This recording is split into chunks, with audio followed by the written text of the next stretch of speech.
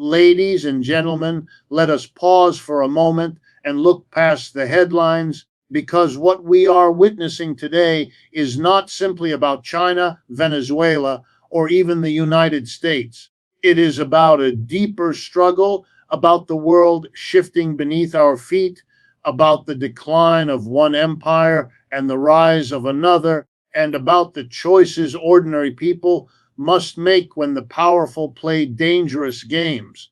The question is not only why China would defend Venezuela, but what it means for the rest of us who are caught in the middle of this grand geopolitical contest. When we are told stories about international conflicts, about clashes between nations, or about crises in far off lands, the first thing we must do is remind ourselves to see beyond the headlines. Headlines are designed for quick impact. They are written to provoke emotion, to drive attention, to pull you into a particular way of thinking before you've even had the chance to question it. They are not neutral. They are crafted with intent, often by those who benefit when you believe a simple story about good versus evil, freedom versus tyranny, democracy versus dictatorship. But here is the hook that should stop you in your tracks. The truth is almost never so simple, and the consequences of believing the simplified version can be devastating. If you only consume the surface, you become a passive spectator of history rather than an informed participant shaping its direction. Consider how often powerful governments justify their actions with noble words. We are told interventions are about spreading democracy, about protecting human rights, about stopping corruption or tyranny. These phrases sound uplifting. They appeal to our values. They make us feel morally aligned with what our leaders are doing. But ask yourself, why do these slogans appear every single time, no matter which country is being targeted? Why does every military action, every sanction, every intervention carry the same narrative wrapper? Because it works. Because when the public accepts these slogans at face value, there is no need to explain the underlying economics, the actual interests, the real motives. And here lies the deeper point. When you stop at the headline, you allow someone else to define the meaning of events for you. Now let us turn to Venezuela, to this so-called clash where China is seen defending Venezuela against US pressure. If you only read the headlines, the story looks like a morality play, the United States standing for democracy, China standing for authoritarianism, Venezuela caught in the middle. But once you look past the headline, the reality is much more complex. What drives Washington's hostility is not simply ideology, it is oil. It is the fear of losing control over a resource-rich nation in its own hemisphere. It is about maintaining dominance in Latin America. And what drives Beijing's defense is not generosity, it is access to energy. It is securing a foothold in the Western Hemisphere. It is about expanding influence where US power once went unquestioned. This is the hidden script behind the headline. If you do not read it, you are reading only the surface of history, never its substance. Here is another hook worth holding on to. Every time you hear the phrase national interest, translated in your mind to economic interest of the powerful. When the media says a country is acting to protect its security, ask whose security. When it says a nation is spreading democracy, ask whose democracy and at what cost. These questions are not meant to make you cynical, they are meant to make you clear-eyed, because clarity is power. Clarity allows you to resist manipulation, to see that what is being presented as noble might in fact be self-serving. And once you see that, you are no longer trapped by the headline, you are liberated from it. Think of it like this: A headline is the doorway to a house, but too many of us stop at the doorway. We never step inside to see the structure, the furniture, the foundations. We never ask who built the house, who owns it, or who pays the bills. Instead, we take the doorway as the whole picture. But when you train yourself to step inside, you discover that the world is not what you were told. You discover that nations act for reasons that go beyond slogans, that economics often drives politics far more than morality does, that the story is always richer and more troubling than the one-line summary offered on the evening news. And here is the most motivational truth embedded in this point.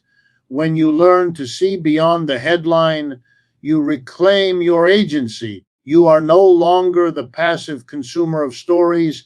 You are the active interpreter of reality. That shift is revolutionary because once you recognize that headlines conceal more than they reveal, you also recognize your responsibility to dig deeper, to ask harder questions, to resist easy answers.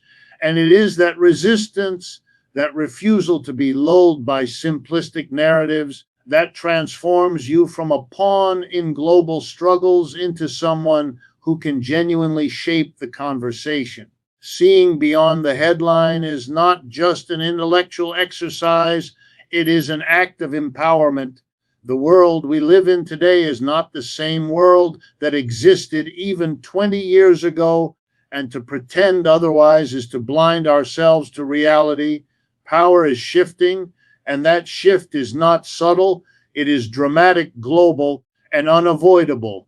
The United States, for more than a century, has stood as the unchallenged superpower, dictating the rules of global trade, finance, and military engagement. But here is the hook that should command your attention. No empire lasts forever, and history is a graveyard filled with once unchallenged powers that believed their dominance would never end.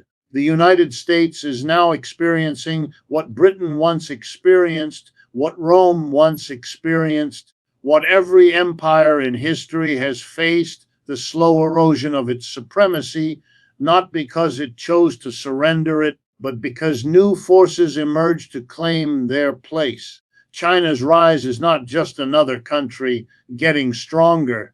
It is a civilizational re-entry into the global stage, an economy that went from poverty and colonial subjugation to becoming the world's second largest power in just a few decades. This is not an accident, nor is it temporary.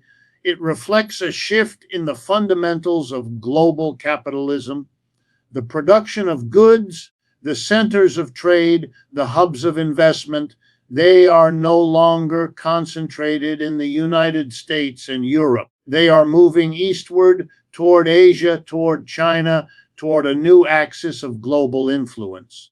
To ignore this is to miss one of the greatest transformations of our time. The United States senses this shift, and it is deeply unsettled by it. For decades, Washington could enforce its will through sanctions, military bases, financial institutions, and cultural dominance. But the hook that should make you pause is this: those tools are losing their effectiveness. Sanctions once crippled nations, now China offers alternatives. Military threats once cowed governments, now they push them closer to Beijing. Dollar supremacy once seemed unshakable, now countries are experimenting with other currencies to reduce dependence. The ground is shifting, and the United States finds itself fighting battles it never imagined, battles to maintain its relevance in a world where its power is no longer absolute. Now, when we speak of a shift of power, it is easy to imagine this as a game played only at the top, a contest of presidents, generals, and bankers. But here is where you must lean in. These global shifts create opportunities and dangers for ordinary people too. Every time power shifts, cracks appear in the system. Those cracks can swallow you, or they can become openings to reshape your future. The decline of one empire and the rise of another is not simply a spectacle for us to watch, it is an invitation to act, to ask what kind of world we want to live in when the dust settles. Look at Venezuela through this lens. Once, Latin America was firmly in the shadow of the United States. Its governments rose and fell at Washington's command. But today, Venezuela can turn to China and Russia for support, undermining US dominance in the region. That would have been unthinkable just a generation ago. This is what power shift looks like on the ground. Countries once trapped by a single superpower suddenly discovering leverage, options, and alternatives. Whether they use those wisely or not is another question, but the fact remains the monopoly of power is broken. And here lies the motivational spark. When power is in transition, when the old order is crumbling and the new one is not yet secure, that is when individuals, movements, and societies have the greatest chance to redefine the rules. Do not underestimate this moment. The United States is not what it once was. China is not yet what it intends to be.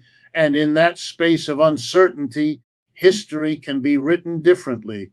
The risk is enormous because power struggles bring conflict, instability, and suffering. But the opportunity is equally enormous because when no single force dominates, new visions can be planted, new institutions can be built, and new futures can emerge. So the call is clear: recognize the shift, do not deny it, do not fear it, but prepare to use it. Understand that history is moving, and you have the choice either to be carried along blindly or to seize the moment with awareness and courage. The rise of China and the relative decline of the United States is not merely their story, it is yours as well, because in that shifting balance lies the chance to create a world that does not repeat the mistakes of empire after empire. The hook is simple yet powerful. If you open your eyes to the change, you will see not just the end of one era, but the opening of another. And in that opening, everything becomes possible. When great powers collide, when nations posture with fleets and armies, when speeches thunder about security and sovereignty, it is tempting to believe the drama unfolds at the level of leaders alone. But the truth, the uncomfortable truth that rarely makes it into headlines, is that the cost of these clashes is almost never borne by those who orchestrate them. The price is paid by the many, not the few. And here is the hook you cannot afford to miss. When superpowers fight, it is the ordinary citizen who bleeds, who loses, who struggles in the shadows of decisions made thousands of miles away. Consider Venezuela. For years, sanctions have been described as a tool to pressure its government, to restore democracy, to hold leaders accountable. But what has actually happened?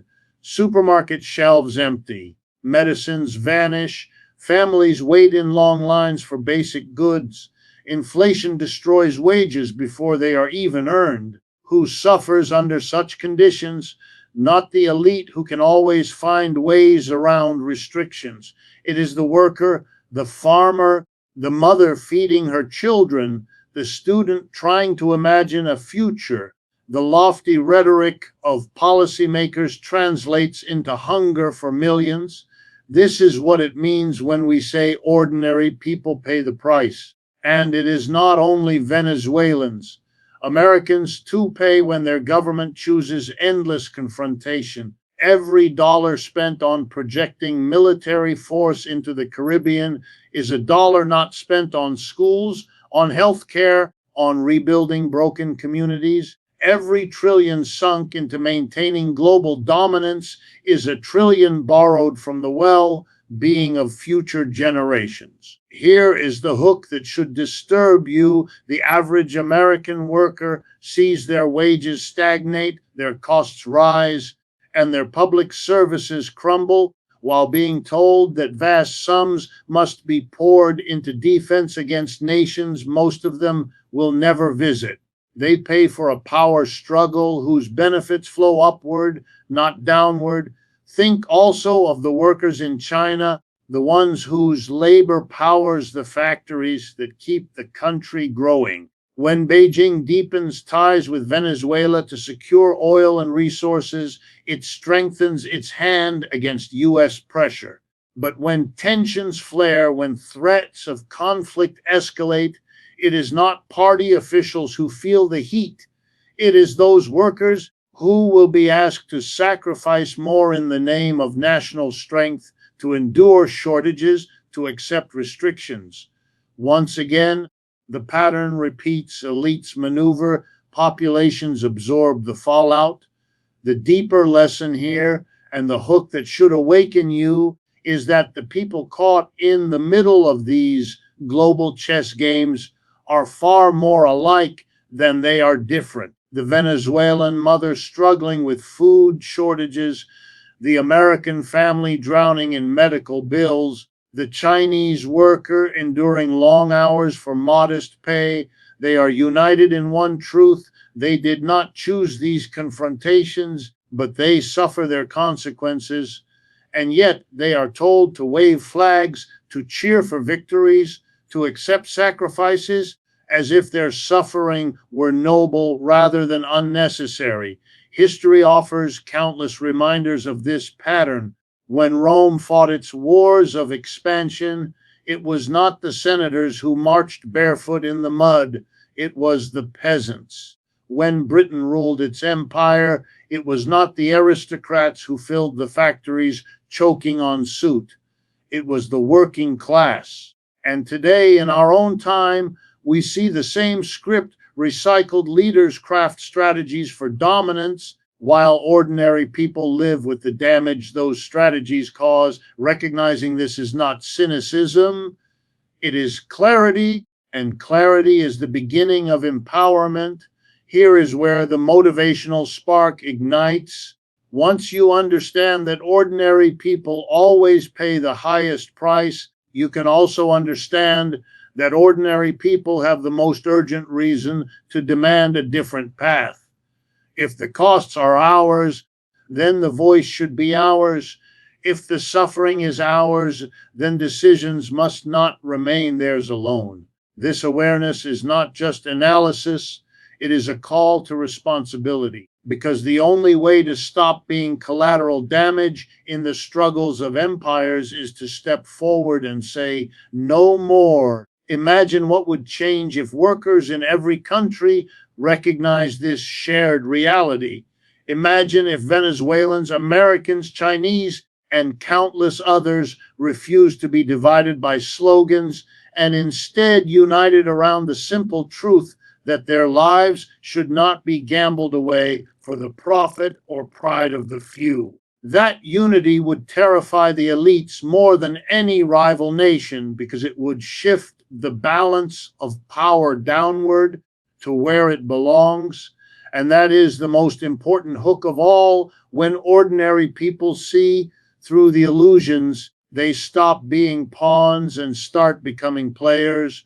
The game changes the moment the many refuse to pay for the ambitions of the few. The greatest danger in moments of global tension is not only the armies lining up against one another or the fleets circling distant waters. The greater danger is the silence of citizens who allow themselves to be used as pawns. That silence, that passivity, is what gives elites the freedom to play their games unchecked. And here is the hook that should jolt you awake. If you do not speak, if you do not act, someone else will speak and act for you, and they will not be acting in your interest. History is filled with examples of ordinary people watching quietly while decisions made in smoke, filled rooms, or marble halls reshaped their lives without their consent. The result has always been the same: sacrifice for the many, gain for the few. To be a pawn means to live at the mercy of moves you did not choose. It means your life, your labor, your future can be sacrificed for strategies designed to enrich or empower others. This is what happens when citizens in the United States are told to accept endless military spending while their communities crumble. This is what happens when Venezuelans are told to endure crippling sanctions in the name of political goals they did not set. This is what happens when Chinese workers are told to labor harder, longer to fuel a global contest they had no hand in starting. Each population, in its own way, becomes expendable in the eyes of those who believe themselves the masters of the board. But there is another truth, and it is one that has the power to transform everything. Pawns can refuse their role. Pawns can disrupt the board. Pawns can declare that the game itself is illegitimate. That is the most powerful hook of all, because it reminds us that ordinary people have always had the capacity to change the course of history when they stopped accepting the scripts handed to them. From revolutions to mass movements, from strikes to protests, every major transformation has begun when the many decided they would no longer remain passive pieces moved at the will of the few. The challenge is that elites have mastered the art of distraction. They wrap their strategies in flags, in slogans, in appeals to patriotism and fear. They convince people that obedience is loyalty, that sacrifice is noble, that silence is safety. And yet, behind those comforting narratives lies the brutal reality: your silence is their license. Every time you accept the role of pawn, you extend the lifespan of a system that thrives on your exploitation. The hook here is stark. When you remain silent, you are not neutral. You are complicit. Becoming more than a pawn does not require grand gestures. It begins with awareness. It begins with asking questions that puncture the official story. Why are we told this war is necessary? Who profits from these sanctions? Why must billions be spent on weapons while hospitals go underfunded? Why are we always asked to tighten our belts while those at the top feast? Each of these questions chips away at the illusions that keep pawns in place. Each question turns silence into voice and voice into action. Imagine if this awareness spread widely. Imagine if citizens across nations, across borders, recognized that their struggles were linked, that the fight of a Venezuelan worker, an American teacher, a Chinese farmer was not separate but shared. That recognition alone could upend the game, because it would create solidarity where elites thrive on division. It would turn pawns into allies and allies into a force that cannot be ignored. That is the motivational fire that must be lit, the knowledge that your power is not only in your voice, but in the collective strength of millions who refuse to be expendable any longer. The hook you must carry with you is this: being a pawn is not destiny. It is a choice reinforced by silence. At any moment, people can decide that their lives, their futures, their dignity are worth more than being sacrificed in someone else's power struggle. And when that decision spreads, when it becomes not just an individual awakening, but a collective roar, then the board itself trembles. The players at the top lose their grip, and the world has the chance to be remade. The only real question is whether we are ready to stop being silent pieces in their game and start being the authors of a new one.